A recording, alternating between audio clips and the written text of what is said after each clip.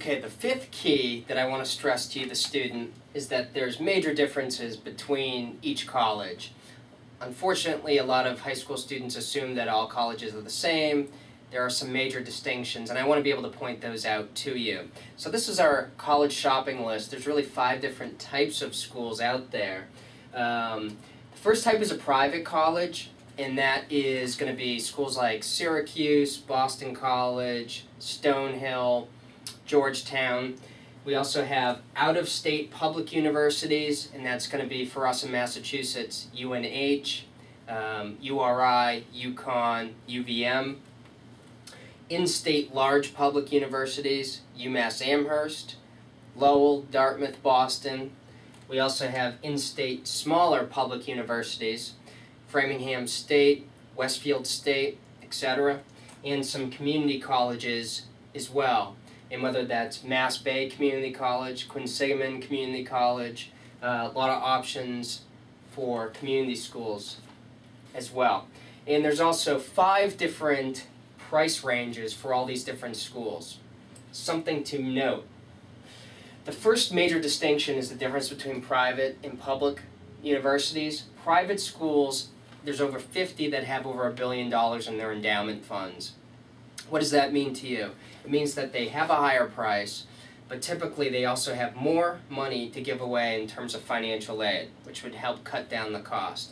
So more of their financial aid, I'm generalizing, is going to be gift aid rather than self-help aid. But at the public universities, a lot of the financial aid is going to be in the form of loans. It's going to be self-help aid. So you may run into a neighbor that would tell you, don't even bother applying for financial aid because it's all loans. Well, that may be true for her child attending their specific university. So for example, if they applied to an out-of-state public university and got a financial aid package, yeah, it may be mostly loans. I could have told you that, and we can anticipate that going into the process, knowing the differences between the different schools. Second distinction, in-state public university versus out-of-state. These are just rounded numbers, but what's the difference between UNH and UMass Amherst? Is it UNH twice as good a school? Is it going to provide twice the amount of opportunities that UMass Amherst is? I think that's a tough debate to win, because the difference over the course of 4 years is going to be $80,000, and that is a big price difference between an in-state and out-of-state option. So as the high school student, I know it's more glamorous to go out of state, but it is also a huge price differential and something you have to take into account. I would strongly encourage you look at in-state options because they can be very cost effective. Besides the in-state large universities, you also have the smaller colleges. And the one thing I'd point out when we're looking at all these different prices, besides community college, when you factor in cost of attendance, that's tuition, room and board, books, and other miscellaneous fees. But if you're looking at a smaller in-state option that may be right down the street from you, you could commute, and keep in mind that room and board may be $6,000 to potentially, at some of the more expensive schools, over $10,000 per year in that total cost. So you could cut down the cost in half if you just commuted to that school. And of course, commuting is an option at community colleges as well. And a lot of the community colleges offer 2-year programs that allow you to then transfer into other universities and institutions where you graduate from and have their diploma hanging on your wall.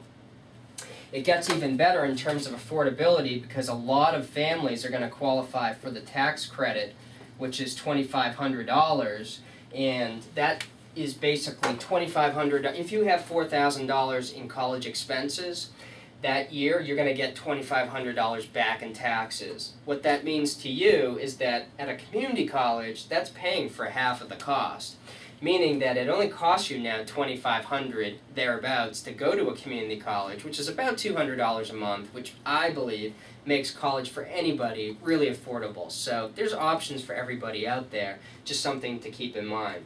But know the major differences between these schools. So now that you've done everything else to put yourself in the right position, you can then more prudently shop for a college that you can afford, and you would then know really how to compare the school and also the price of those schools for you. Having said that, I want to point out, a lot of people will argue about the prestige of a school. That's something that you can factor into your own decision because you are making a buying decision. Interesting study that I'd like to point out is that a Yale professor in the early part of the decade wanted to look at prestige and see if it mattered in terms of making students more successful, higher paying jobs. And at the undergraduate level, what he found was that yes, Yale and the Ivies will attract a more motivated student on average that typically has higher SATs, GPAs, and so forth. And so they do tend to go on and have better incomes. But let's compare apples to apples. And what he looked at was students that got into Yale and also their public university. For example, Rutgers in New Jersey. So of the students that got into both institutions but chose Rutgers, how did they compare to the typical Yale student? And what he found was there was no difference in terms of success in income getting out of school. So really what I'm relaying that message to is that it's not so much the name of the school you choose. Make sure it's affordable, but it's the drive of the student in are they pursuing something that they have a passion about. That's ultimately what we're trying to address here. And if we can do that, we will be making a smarter buying decision. But there's opportunities for everybody.